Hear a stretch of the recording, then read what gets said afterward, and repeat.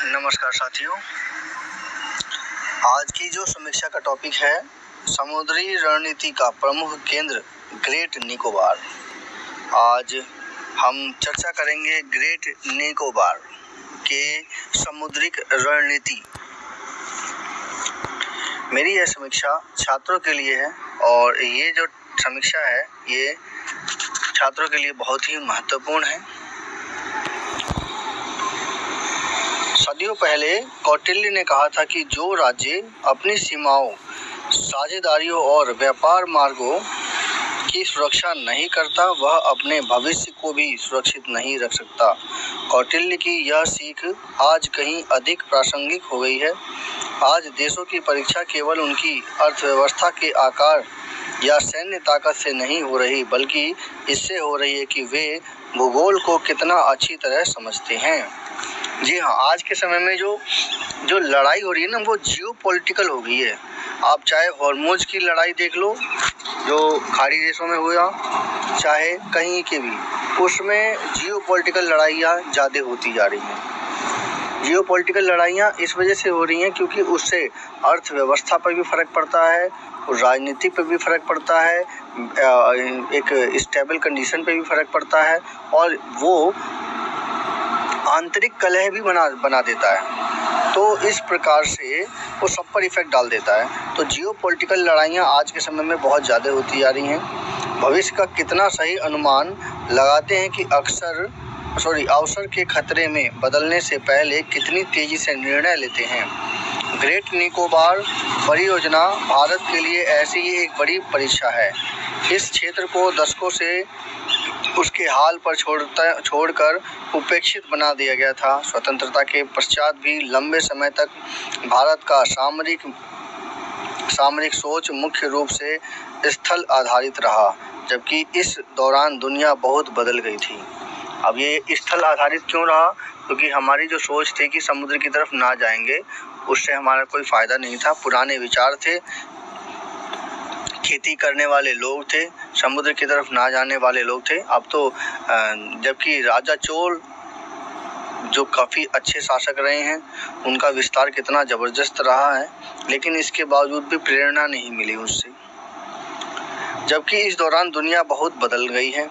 Great Nicobar Bharat की अग्रिम समुद्री चौकी है। इसमें प्रस्तावित विकास को केवल एक अवसंरचना परियोजना के रूप में नहीं देखा जा सकता। एकमात्र एक बंदरगाह, हवाई अड्डा, टाउनशिप या बिजली संयंत्र बनाने का प्रश्न नहीं है। वास्तव में यह भारत के लिए एक परीक्षा है। क्या भारत इस विलक्षण भौगोलिक बढ़त को सामरिक शक्ति में रूपांतरित करने के लिए तैयार है या नहीं? ग्रेट निकोबार अंडमान तक निकोबार द्वीप समूह के सबसे बड़े द्वीपों में से एक है, जिसका क्षेत्रफल लगभग 910 वर्ग किलोमीटर है। प्रस्तावित परियोजना का कुल क्षेत्रफल 166.10 वर्ग किलोमीटर है, जो समूचे द्वीप समूह के कुल क्षेत्रफल का लगभग 2% है। अब ये देखिए कि इसमें जो प्रस्तावित जो क्षेत्र है उसमें काफ़ी ज़्यादा अंतर है।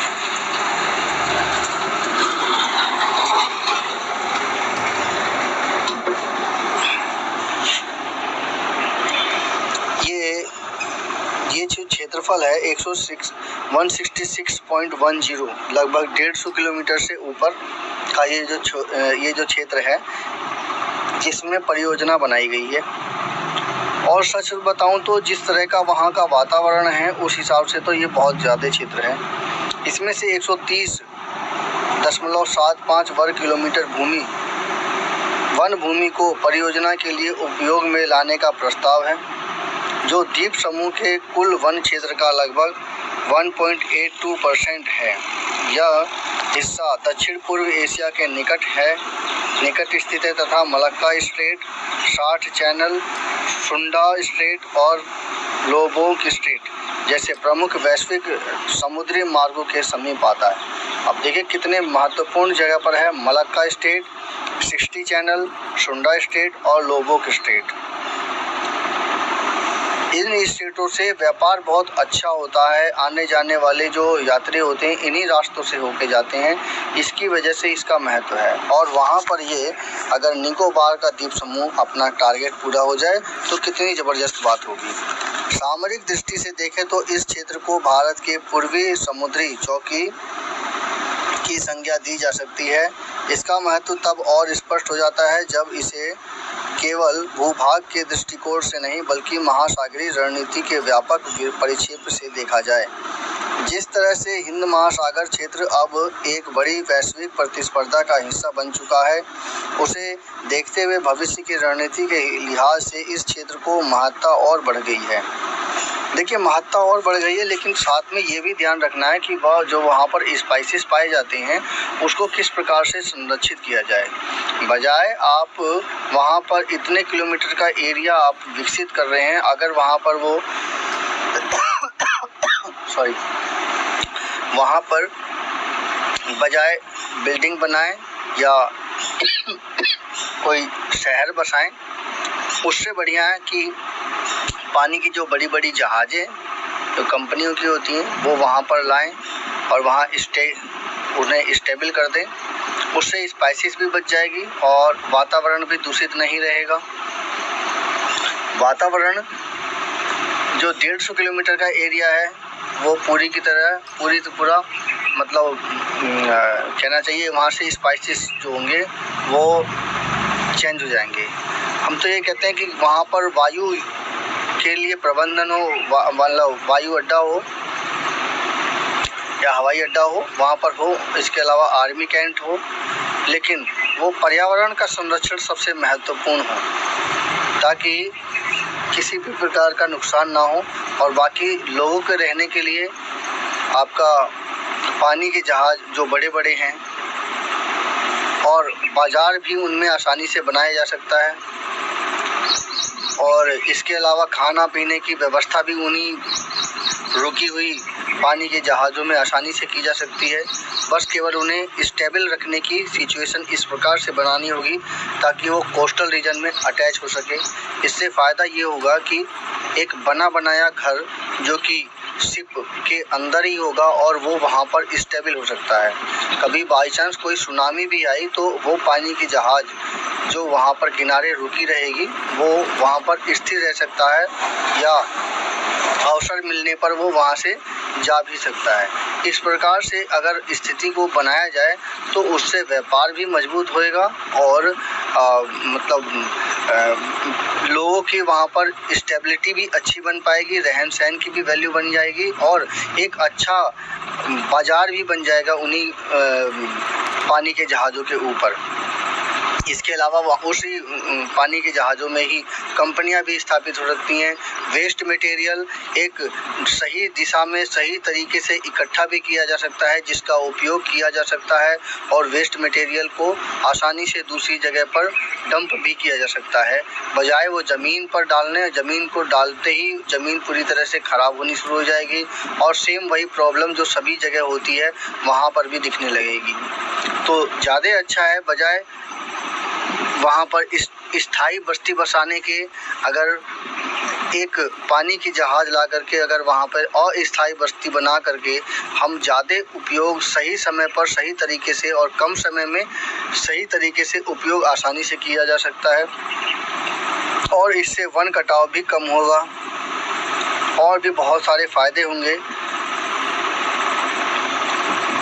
हाल में एक महत्वपूर्ण प्रगति यह है कि अंडमान सागर को थाईलैंड की खाड़ी से जोड़ने वाली दशकों पुरानी कैनल परियोजना को स्थगित कर दिया गया है। इसके स्थान पर अब लगभग 90 किलोमीटर लंबी मल्टी मॉडल लैंड ब्रिज की योजना अंतिम स्वीकृति की प्रतीक्षा में है। 90 kilometre multi modal land bridge है ये अंतिम स्वीकृति की पक्ष में है। यह परियोजना टैथ पैरेलल के साथ दो गहरे समुद्री बंदरगाहों को जोड़ेगी। एक अंडमान सागर के किनारे रणोंग में और दूसरा थाईलैंड की खाड़ी के किनारे चुफोंग चूफोन में। इसके अलावा high speed rail, multi lane सड़क, तेल और गैस के लिए ऊर्जा पाइपलाइन व वायु व डिजिटल ग्रिड भी प्रस्तावित है। अब हम तो यही कहेंगे कि वहाँ पर रेल हो, पर वो केवल पोर्ट से पोर्ट के लिए हो और पोर्ट पर आदमी पानी के जहाज़ के अंदर ही रहने वाला हो। मल्टी लेने सड़कें हों तो सड़कों में भी केवल वहाँ पर आर्मी के वाले लोग जा सकें। तेल और गैस की ऊर्जा सप्लाई हो तो वो भी केवल पानी की जहाज़ों में ही सप्लाई हो। अगर इस प्रकार से कर दिया जाए तो कुछ जगह ऐसी होती हैं जहाँ पर स्थायी बस्ती बसाना से अच्छा है कि अस्थायी बस्ती बनाई जाए, और पानी के जहाज़ अगर वहाँ पर स्टे यानी रोकने की व्यवस्था जैसी हो जाए तो वो ज़्यादा अच्छा रहेगा इन कंपैरिजन अगर इस प्रकार से हम 150 किलोमीटर को ख़राब करें। क्योंकि आज के दौर में अभी हमने 150 किलोमीटर बढ़ाया है, उसके बाद थोड़ी समय बाद वही 250 किलोमीटर और 300 किलोमीटर बढ़ता चला जाएगा, और उसके बाद धीरे धीरे चूँकि व्यापार बढ़ता जाएगा, चूँकि ऐसा जगह है सामरिक जगह पर है जहाँ ज़्यादा से ज़्यादा लोगों का आवागमन होगा तो वो अपनी जगह ढूंढेंगे, और ऐसी स्थिति में धीरे धीरे करके पूरा निकोबार कैप्चर हो जाएगा, और उस निकोबार के कैप्चर होने के बाद से अपनी समस्या वैसी की वैसी होती चली जाएगी और धीरे धीरे समस्या बढ़ती चली जाएगी। ऐसी समस्या को बढ़ने ना देने इसके से अच्छा है पानी के जहाज़ को वहाँ पर स्थायी किनारे को स्थे यानी खड़ा कर दिया जाए, जो कि समुद्र में ना खड़ा होकर के कोस्टल रीजन के बिल्कुल किनारे हों, ताकि लोग वहाँ उसमें रह सकें और उससे आवागमन हो सके उनका। ऐसे में ज़्यादा से ज़्यादा टूरिस्ट भी आ सकते हैं, और जो पुरानी जहाज़ें हैं, जो बड़ी बड़ी नाविक जहाज़ें हैं, वो भी उसमें स्टे हो सकती हैं। इसके अलावा कभी बाई चांस सुनामी जैसी सिचुएशन बनी तो ऐसी स्थिति में पानी की जहाज़ वहाँ से हट करके सुरक्षित जगह भी जा सकती है। और भी बहुत से फ़ायदे हैं, क्योंकि अभी ये सुनामी जब आई थी तो उसने पूरे निकोबार में काफ़ी बड़े क्षेत्र को पूरी तरह से नष्ट कर दिया था।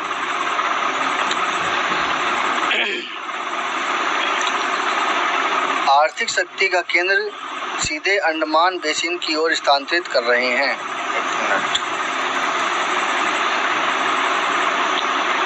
यह परियोजना टेथ पैरेलल के साथ 2 गहरे समुद्री बंदरगाहों को जोड़ेगी, एक अंडमान सागर के किनारे रनोंग और दूसरा थाईलैंड की खाड़ी के किनारे चूफोंग में।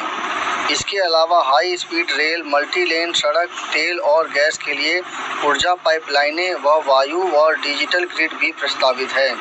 ये सभी कारक हिंद प्रशांत व्यापार मार्गों को पुनर्परिभाषित कर रहे हैं और आर्थिक शक्ति का केंद्र सीधे अंडमान बेसिन की ओर स्थानांतरित कर रहे हैं।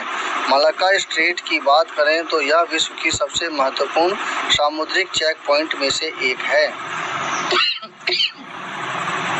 भाई वहाँ से चीन के सामान सबसे ज़्यादा जाते हैं, इसलिए वो महत्वपूर्ण है। यह हिंद महासागर को प्रशांत महासागर से जोड़ता है और अत्यंत मूल्यवान ऊर्जा संसाधनों की आवाजाही व वैश्विक व्यापार का मुख्य मार्ग है। ग्रेट निकोबार की गलाथिया खाड़ी 60 चैनल से लगभग 45 किलोमीटर दूर है, कुल मात्र 45 किलोमीटर दूर है, जो मलाक्का स्ट्रेट को अफ्रीका, पश्चिम एशिया और यूरोप की ओर जाने वाले समुद्री मार्गों से जोड़ती है। अब ये देखिए केवल 45 किलोमीटर दूर है, तो जाहिर सी बात है समुद्र में रहने वाले लोगों के लिए खाना पीना की व्यवस्था बड़ी आसानी से हो सकती है। और ऐसे में अगर वहाँ पर बजाय स्टे फॉर्म बनाने के आप अगर एक पानी के जहाज़ को ही बाज़ार के रूप में कन्वर्ट कर दें, जो कि पानी का जहाज़ बड़े बड़े होते हैं, उसमें आसानी से सारी व्यवस्था, बाज़ार की व्यवस्था आसानी से बनाई जा सकती है, तो उससे काफ़ी ज़्यादा बेनिफिट हो सकता है। बनाया आपको बाज़ार मिल जाएगा, जिसमें आसानी से आवंटित करके आसानी से बड़ा बाज़ार बनाया जा सकता है, बजाय हम उनके मतलब निकोबार के बाकी क्षेत्रों को नुकसान करने के।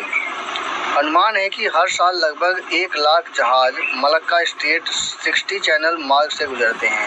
अब सोचिए 1 लाख जहाज उससे गुजरते हैं तो उसमें कितने लोगों की वो खाने पीने की ज़रूरतें होती हैं। उन सभी से वो सभी धीरे धीरे करके निकोबार की तरफ आएंगे और निकोबार में धीरे धीरे करके व्यापार बढ़ेगा तो वो जगह घेरेंगे। जगह घेरने के लिए वो धीरे धीरे जहाँ 150 किलोमीटर है वहाँ वो 200 किलोमीटर और 300 किलोमीटर भी कर लेंगे। तो ऐसी स्थिति ना हो, इससे पहले ही सुधार कर लिया जाए और उसका तरीका है बड़ी बड़ी पानी की नावों को जहाज में को ही शहर के रूप में कन्वर्ट कर दिया जाए।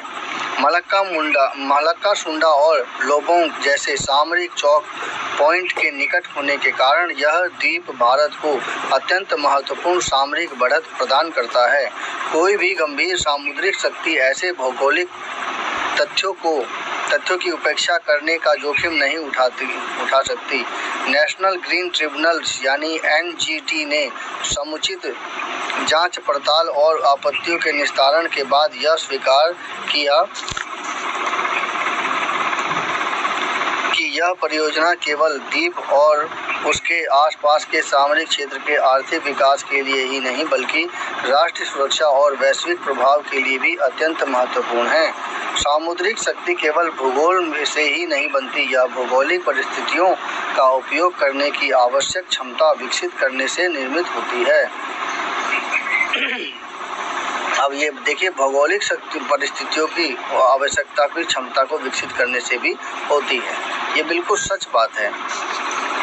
और वहाँ पर तेल टैंकर की भी स्थापना आसानी से की जा सकती है। उसीलिए कह रहे हैं कि जब वहाँ पे 1 लाख पानी के जहाज़ निकल रहे हैं तो बड़े बड़े जो तेल टैंकर हैं जो कभी श्रीलंका में से इंडिया ने खरीदे हैं वो वैसे ही तेल टैंकर बड़े बड़े बना दिए जाएं और वो तेल टैंकर अगर बजाय मतलब वो तेल टैंकर अगर कोस्टल रीजन में स्थापित किए जाएं वो ज़्यादा अच्छा रहेगा ताकि ज़्यादा से ज़्यादा व्यापारियों वर्ग वहाँ पर आ करके रह सके। बाज़ार व्यवस्था तो पानी के अंदर, शहर व्यवस्था पानी के अंदर बाज़ार व्यवस्था और शहर व्यवस्था टोटल बड़ी बड़ी जहाज़ों के अंदर हो और ये तेल टैंकर वो कोस्टल रीजन में गाड़ दिए जाएं खड्डा खोद करके और उसमें किनारे किनारे स्टील के बड़े बड़े चैम्बर बना दिए जाएं ताकि उसमें आसानी से वो तेल उसमें रह सके।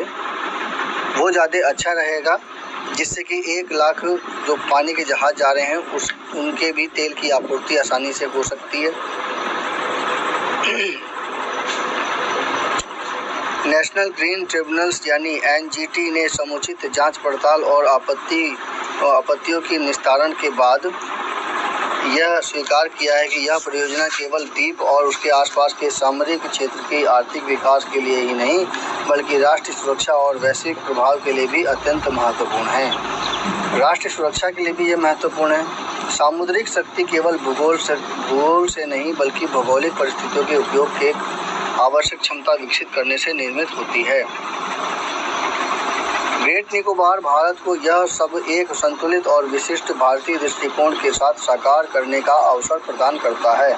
यह व्यापार को बढ़ावा दे सकता है और राष्ट्रीय सुरक्षा को सुदृढ़ कर